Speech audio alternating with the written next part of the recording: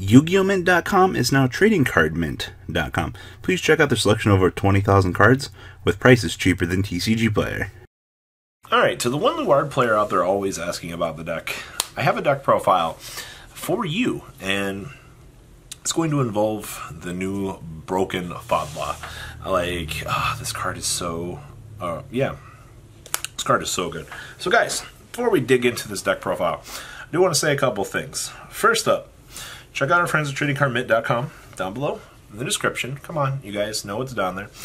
Check them out. Enter MCO40 at checkout. You guys, literally, they have everything that you'll need for your trading card game needs. Literally, they have so many good SPs for Bermuda and stuff and backlog. Like, it's really good. Check them out. Number 2, see this beautiful playmat right here? I know one of you is going to want it. If you are looking to pick up a cool playmat, check out Zero Damage Playmats down below in the description. Enter MCO40 on checkout, and you will get the chance to also save on your order from there as well. So, this is something that Austin's been testing around with literally since the weekend came up. Now, I want to talk about new Fadla here. So this wasn't legal for premium. Austin was planning on playing it for the event, but we had to wait for one full circuit to circulate. But this is our test build. So what makes this card so broken? I mean, she's an 8K with 5,000 attack. Like, that wouldn't be good, right? Well, when placed, Vanguard, Rearguard, Counterblast 1, search your deck for up to 2 triggers, call them to Rearguard, and shuffle your deck. Anybody else notice that does not include the words at rest? Oh yeah, that's right. We can call from the deck in standing now, and that's why Fadla is the shit. Like, the card is so good. So, grade 3s. We only play 4 of them. We all play Luardo. Now, I know a lot of people be like, oh man, the deck is still only 4 grade 3s. Yeah, like, unfortunately, nothing changes about this. Like, this is still the best card in the deck. This does everything that you want it to, and if you play anything else, you're only hindering yourself. Like, that's honestly the most unique thing that Shadow Paladin has going for it is dun dun dun dun. Like, there's a reason why this deck survived G-Era over, you know, oh, well, I mean, we haven't seen this deck top in a while, but okay. It still has some of the best support out there, and I mean, it's Gize proof. You just go into Diablo and laugh at your opponent. So, literally, 4 copies of Luardo. Now, we are playing, that's right, 3 copies of our boy, Death. I hate this card. The fact that it rips out an entire column, regenerates trash, and then just allows you to repressure your opponent is actually insane. I do think that this is probably one of the most powerful cards that Shadow Paladin has ever had, just because of what it grants to the deck. Now, I do know we are not playing Slaptail in this build, and I know there's going to be a couple comments going to be like, well, why are you not playing Slaptail? Because you don't need it. Like, I think for your aggression turns and things like that, that this works out, honestly. This card is just so good. Extra attacks. Who knew they were so good?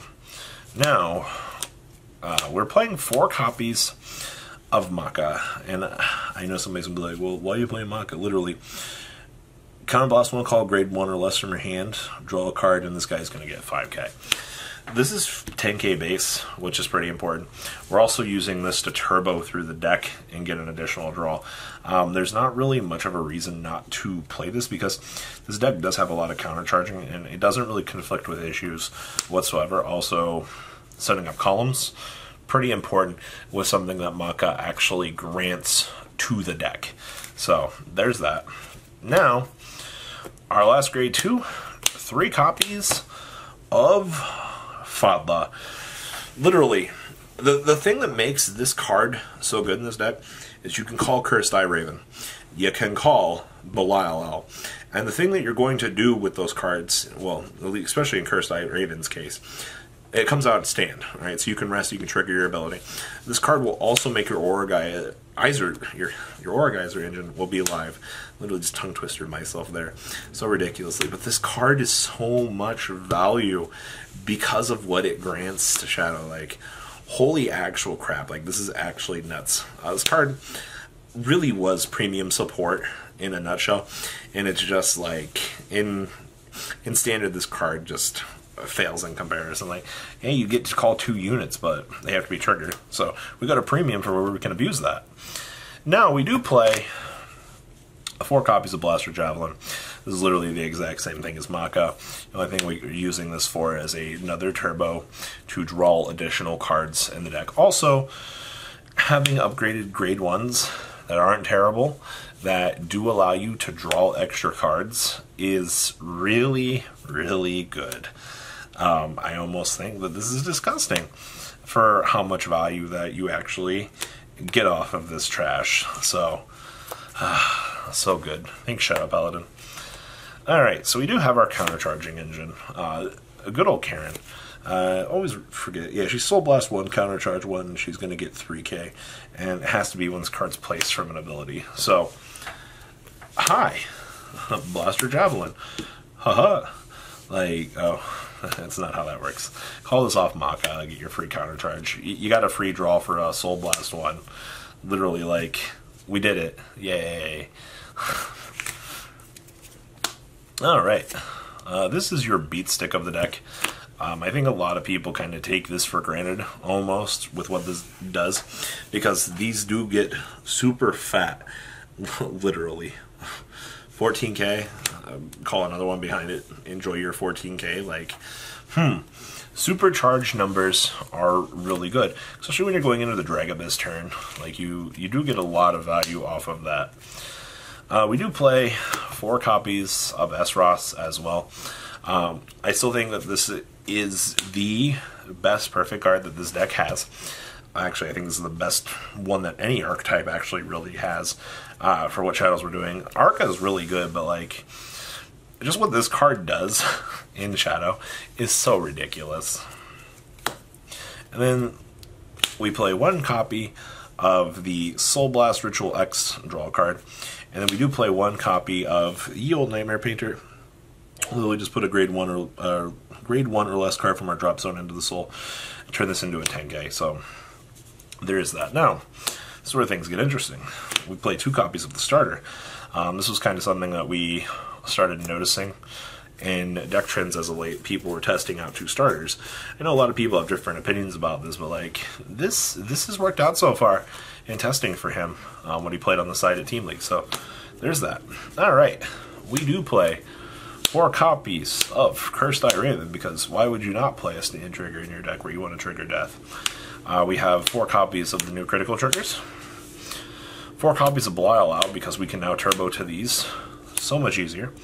And then we do a 2-2 split on the heal triggers, because getting your counter charge at an important opportune time is actually really good depending on the matchup. So there is that.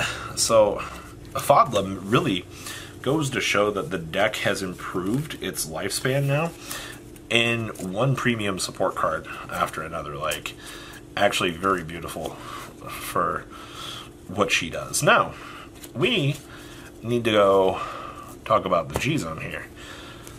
Hello, Luard up. So, we do play 4 copies of our friend Dragabyss. So, this card is still nuts for what it does, because getting those supercharged columns, literally what a Force deck wants to do. Strange thing, I know.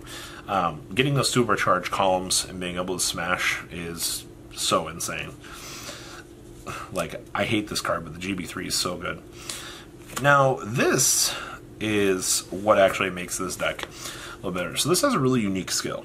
So choose a face-down card with the same name as this unit from your G-Zone and turn it face up. When a Sentinel or G-Guardian is placed on your opponent's rear guard, or when this unit's attack hits a Vanguard, you pay this cost reduced, search your deck for up to the same number of grade 1 or less cards as face up in your G-Zone and call them to rear guard. So if your opponent rear guards an attack or G-Guards one, you get to call free stuff. This is literally one of the best cards that Shadow had, and I think a lot of people overlooked it because, you know, it states grade 1. But that doesn't matter. Not at all. This is how we combat really cool, crazy things in the format. This is how we beat Gizeh.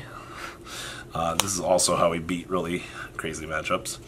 Dragweiser, 2 copies of the Supercharged G-Guardian, 1 copy of this guy, and 1 copy of the Flipper, because moving that fresh 10k that we have on rearguard after it served its purpose over is really, really good, actually. So, guys, this is New Age Shadow Paladin. Please, comment down below, tell me what you guys think. Check out our friends at TradingCardMint.com and Zero Damage Playmats as well. I'd like to hear what you guys think about these decks down below. And that's really all I got for this video, guys. Alright, I'm out. Peace. That's not all, card fighters. Please subscribe for more Cardfight Vanguard content. Please remember to check out MCole40 for Yu-Gi-Oh! Videos. And please check out MColeGames.com, my store, along with No Limit Gaming, NLGTCG.com for all of your guys' trading card game needs as well. Until next time, guys, remember to hit that subscribe button. Later.